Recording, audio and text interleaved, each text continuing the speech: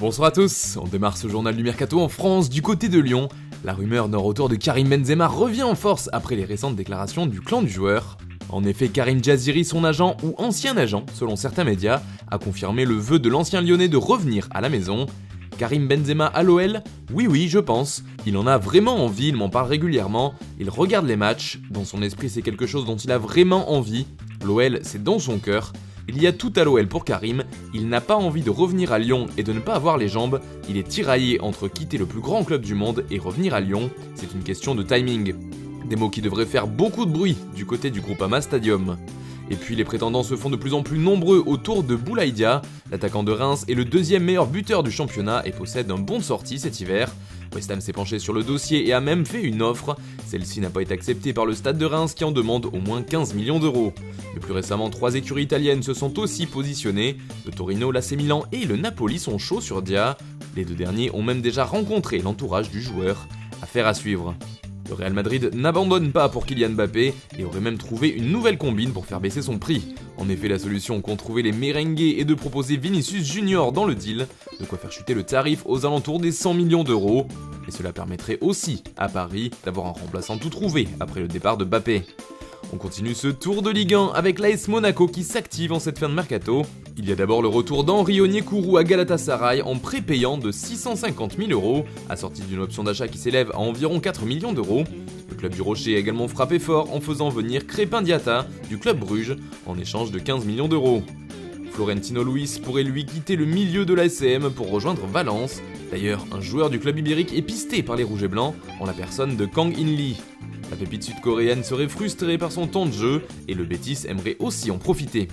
Le club de la Principauté serait également sur la piste de Demarai Gray qui ne joue plus à Leicester et qui sera libre en juin prochain. Autre joueur bloqué sur le banc de touche, Mahmoud Daoud du Borussia Dortmund aimerait aussi voir ailleurs, et là encore l'ACM compte bien en profiter, mais n'a pour l'instant formulé aucune offre. À l'instar de l'OM qui est aussi intéressé par le profil du milieu international allemand. Pour finir, Bologne aimerait beaucoup relancer Pietro Pellegrini via un prêt, mais Niko Kovac a déjà fermé la porte à son jeune attaquant. Non, il va rester avec nous, a-t-il affirmé. Nous connaissons ses qualités, au cours des 2 dernières saisons il a été très souvent blessé, il revient de longues blessures, nous avons envie de lui donner du temps de jeu, j'ai des attentes à son sujet, c'est un joueur très talentueux s'il reste en bonne santé. On part maintenant du côté de Marseille qui continue d'être très actif sur le marché des transferts. Kostas Mitroglou a officiellement quitté l'OM, en effet l'attaquant grec arrivé en 2017 est parti à l'Aris Salonique, avec qui il sera lié jusqu'en 2022. Et ça ne s'est pas arrêté là puisque Morgan Sanson est parti pour Aston Villa, c'est désormais officiel. Le milieu de terrain français quitte donc le club phocéen et s'engage pour 4 ans avec les Villans. D'ailleurs, Pablo Longoria s'est livré sur ce cas précis en conférence de presse. On a perdu un joueur important qu'on va chercher à remplacer, mais c'est difficile. Il y a beaucoup de spéculations, ça va s'activer dans les prochains jours, partout. La situation n'est pas normale. C'est notre priorité après avoir analysé plein de profils. Si on a l'opportunité de se renforcer, on sera actif. Des promesses qui annoncent donc une fin de mercato plus qu'animée sur la canebière. Là-bas, il y a donc aussi le cas Mahmoud Daoud qui veut partir de Dortmund et qui est également pisté par l'AS Monaco, ou encore le double transfert Marley Ake, Franco Tongia avec la Juventus. Nous vous en parlions hier et ce mardi, le directeur sportif a confirmé que l'opération était en cours. L'échange avec la Juve, oui, ce sont des opérations modernes et fréquentes aujourd'hui. Nous sommes en train de finaliser ce type d'opération, a avoué Longoria. Et puis il y a aussi le cas Jordan Amavi en fin de contrat dans 6 mois. Il ne devrait pas prolonger et peut d'ores et déjà s'engager librement pour la saison à venir. Les prétendants sont d'ailleurs nombreux, Crystal Palace, l'AC Milan, le Napoli et même Arsenal sont venus au renseignement, à noter que les Gunners ne sont pas allés plus loin.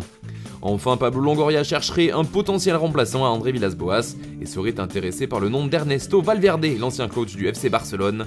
Mais d'après la presse espagnole, le principal intéressé ne serait lui pas attiré par le projet de l'OM. Il souhaiterait pouvoir jouer le titre dans son prochain club, ce qu'il ne pense pas faire du côté de Marseille. Justement à Barcelone aussi on s'active sur le marché des transferts. Les Catalans ont trouvé le remplaçant à Jordi Alba. Il s'agit de José Luis Gaya qui évolue à Valence. L'international ibérique ne coûterait que 15 millions d'euros, ce qui serait une bonne affaire pour le Barça. Et puis c'est désormais officiel, Socratis Papastatopoulos rebondit à l'Olympiakos. Le défenseur a signé un contrat de 2 ans et demi avec l'écurie grecque. Emmanuel Denis qui évolue au club Bruges depuis 2017 va finir sa saison à Cologne où il est prêté. Enfin c'est fini pour Jonathan Pietroipa à Paris. L'ancien Rennais quitte le Paris FC comme l'a indiqué le club francilien. Et puis nouvelle de dernière minute, Thomas Tuchel est le nouveau coach de Chelsea, il vient d'être nommé, il a signé un contrat d'1 an et demi avec les Blues. Voilà, c'est tout pour aujourd'hui, on se retrouve dès demain pour de nouvelles informations sur le Mercato.